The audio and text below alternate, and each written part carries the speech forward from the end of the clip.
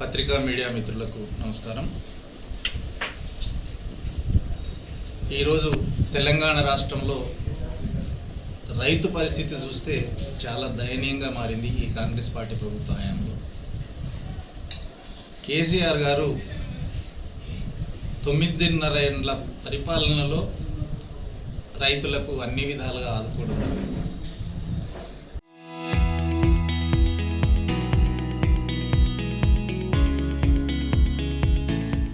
రైతులను మోసం చేస్తున్నటువంటి కాంగ్రెస్ ప్రభుత్వం పట్ల ఈరోజు రైతులందరూ కూడా తీవ్రమైన అసంతృప్తితో ఉన్నారు, రగిలిపోతూ ఉన్నారు. కేసీఆర్ గారు రైతు పండించిన ప్రతి పంట కొనడం జరిగింది. పెసర, మినుము, కంది, శనగ, వడ్లు, పత్తి ప్రతి పంట కొనడం జరిగింది. ఆఖరికి కొన్న ధర కంటే సగం ధరకు అమ్మేటటువంటి జొన్నలు కూడా కొని రైతులకు వ్యవసాయం పట్ల మక్కువ కలిగే విధంగా, రైతులను ప్రోత్సహించే విధంగా ప్రభుత్వానికి కొంత నష్టం జరిగినా కానీ జొన్నలను కూడా కొనడం జరిగింది. ఈ సంవత్సరం చూస్తే వడ్ల కొనుగోలు కానీ, జొన్నల కొనుగోలు కానీ రైతులు ఎదురు చూసి ఎక్కడ వర్షం వస్తే తడిసిపోతాయోనో భయపడుతూ ఉండే విధంగా చివరాఖరులో కొనడం జరిగింది. అక్కడక్కడ వర్షాలకు తడవడం కూడా జరిగింది. ఆ విధంగా నష్టపోయినటువంటి రైతులు ఈరోజు బాధపడతా ఉన్నారు. రైతు బంధు అనే పథకం తీసుకొచ్చి ఎకరానికి 5,000 పంటకు ముందు విత్తనాలు వేసే కంటే ముందు 2 సీజన్లకు గాను సంవత్సరానికి 10,000 రూపాయలు ఎకరానికి ఆర్థిక సాయం చేయడం జరిగింది. ఎవరైనా రైతు ఒక గుంట భూమి ఉన్నా చనిపోతే ఆ కుటుంబాన్ని ఆదుకునే విధంగా రైతు బీమా అనే పథకం ప్రపంచ ప్రఖ్యాతిగాంచినటువంటి పథకం తీసుకొచ్చి రైతులను ఆదుకోవడం జరిగింది. అంతేకాకుండా ఫిబ్రవరి, మార్చి నెలల్లోనే తెలంగాణ రాష్ట్రంలో ఉన్నటువంటి వ్యవసాయ రంగానికి సరిపడా యూరియా దేశంలో ఏ రాష్ట్రం కూడా ఆలోచించని విధంగా కేసీఆర్ గారు ముఖ్యమంత్రిగా ముందే ప్రొక్యూర్మెంట్ చేసుకొని రైతులకు సకాలంలో ఆ పంటకు కావలసినటువంటి మొత్తం యూరియా ఒకే టైం, సింగిల్ టైం ఇచ్చినటువంటి విషయం రైతులందరికీ కూడా తెలుసు. కాంగ్రెస్ పార్టీ అసెంబ్లీ ఎన్నికల కంటే ముందు రైతులను మోసం చేసే విధంగా మీరు ఉరుకుతా పోయి 2 లక్షలు తెచ్చుకోండి, మేము అధికారంలో రాగానే 2 లక్షల రుణమాఫీ చేస్తామని హామీ ఇవ్వడం జరిగింది. రైతు బంధు కేసీఆర్ గారు 10,000 ఇస్తున్నారు. మేము రైతులకు రైతు భరోసా కింద ఎకరానికి 15,000 ఇస్తామన్నారు. కేసీఆర్ గారు రైతులకే ఇస్తున్నాడు, మేము కౌలు రైతులకు కూడా ఎకరానికి 15,000 ఇస్తామన్నారు. ఇంకా రైతు కూలీలను కూడా మోసం చేసే విధంగా రైతు కూలీలకు కూడా సంవత్సరానికి నెలకు 1,000 రూపాయల చొప్పున సంవత్సరానికి 12,000 రూపాయలు ఇస్తామన్నారు. అది ఇవ్వలేదు. వడ్లకు, వరి ధాన్యానికి క్వింటాలకు 500 బోనస్ ఇస్తామన్నారు. తీరా చూస్తే సన్నాలకే ఇస్తామని ఒకసారి, ఇప్పుడు చూస్తే మేము చెప్పిన వెరైటీ విత్తనాలు వేస్తేనే బోనస్ ఇస్తామని ఈ విధంగా నష్టం చేస్తూ, మరి కేసీఆర్ గారు ఉన్నప్పుడు ఉచిత కరెంటు వ్యవసాయానికి 24 గంటలు ఏ విధంగా ఇవ్వగలిగారు, మీరెందుకు ఇవ్వలేకపోతున్నారు? కారణం ఏంటి? అదే అధికారులు. మరి కారణం ఏంటి? ఈరోజు కాంగ్రెస్ పార్టీ ప్రభుత్వం రైతుల పట్ల నిర్లక్ష్యంగా వ్యవహరిస్తూ ఉంది, రైతులను మోసం చేస్తూ ఉంది. యూరియా యాపు 3 దఫాలుగా యూరియా ఇస్తారంట. ఒక బస్తా బిచ్చుకుందాలో, ఒక బస్తా జుక్కల్లో, ఒక బస్తా మద్నూరులో, ఒక బస్తా పిట్లంలో. ఆ యాప్ 30 సెకండ్లో ఒడిచిపోతున్నది. ఆ చిన్న ఫోన్ ఉంటుంది రైతుల దగ్గర, దాంట్లో ఆండ్రాయిడ్ ఉండదు, ఆ ఫెసిలిటీ ఉండదు. యాప్ ఎట్లా డౌన్లోడ్ చేసుకుంటారు?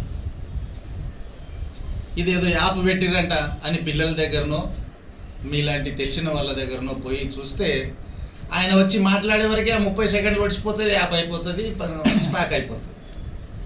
ఆ విధంగా ఈరోజు యూరియా కోసం గోసపడుతున్నటువంటి రైతుల పక్షాన నేను ఈ కాంగ్రెస్ ప్రభుత్వానికి డిమాండ్ చేస్తూ ఉన్నాను. ఈ యాప్ తీసేయండి. గతంలో కేసీఆర్ గారు ఏ విధంగా అయితే యూరియా సరఫరా చేసిర్రో అదే విధంగా సరఫరా చేసే ప్రయత్నం చేయాలని రాష్ట్ర రైతాంగం, జుక్కల్ నియోజకవర్గ రైతాంగం తరఫున ఈ ప్రభుత్వానికి నేను డిమాండ్ చేస్తూ ఉన్నాను. అదేవిధంగా ఎన్నికల్లో ఇచ్చినటువంటి హామీలు 3 బడ్జెట్లు అయినాయి, ఇప్పటి వరకు నెరవేర్చలేదు.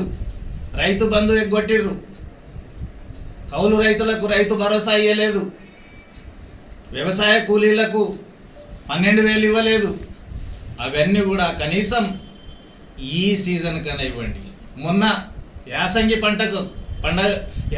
పంటకు ఒకసారి 1 ఎకరానికి, ఇంకో 20-30 రోజుల తర్వాత ఇంకో 1 ఎకరానికి ఎందుకు? పెట్టుబడి సాయమా? అది దావత్ చేసుకోమని ఇస్తున్నారా? రైతు ఈరోజు రాష్ట్రానికి కానీ దేశానికి కానీ వెన్నెముక. రైతు ఉసురు పోసుకుంటే ఏ ప్రభుత్వం కూడా ముందు పడదనే విషయాన్ని ఈ కాంగ్రెస్ ప్రభుత్వం గమనించాలని నేను హెచ్చరిస్తా ఉన్నా. ఇకనైనా కళ్ళు తెరిచి రైతులకు మోసం చేయకుండా రైతుల పక్షాన నిలబడి రైతులకు న్యాయం చేయాలని నేను జుక్కల్ నియోజకవర్గ రైతుల తరఫున ఈ కాంగ్రెస్ పార్టీ ప్రభుత్వానికి డిమాండ్ చేస్తూ, మీరు ప్రవేశపెట్టినటువంటి ఈ యాప్ను వెంటనే తొలగించి గతంలో కేసీఆర్ గారు ఇచ్చినటువంటి యూరియా ఏ విధంగా అయితే ఇచ్చిన పద్ధతి ఉందో ఆ పద్ధతి ప్రకారం యూరియా సరఫరా చేయాలని డిమాండ్ చేస్తూ జై తెలంగాణ. ఆంజనేయకి అంగం తేడా అని అంటారంట. ఇప్పుడు నేను ఎమ్మెల్యేగా ఉన్నప్పుడు, మా ప్రభుత్వం ఉన్నప్పుడు మంజూరు చేసినటువంటి సెంటర్ లైటింగ్ పనులు నిజాం సాగర్లో, పిట్లంలో, పెదకొడగుల్లో, జుక్కల్లో, బిచ్కుందాలో, మద్నూర్లో నేను శాంక్షన్ చేసినటువంటి సెంటర్ లైటింగ్ రోడ్లు 2.5 ఏళ్ళైంది, ఒక్క రోడ్డు పూర్తి చేయలే. బీటీ లేనటువంటి గ్రామాలకు, అన్ని గ్రామాలకు 11 గ్రామాలకు బీటీ రోడ్లు నేను శాంక్షన్ చేసిన. కొన్ని ఉంచారు, కొన్ని క్యాన్సిల్ చేసిర్రు.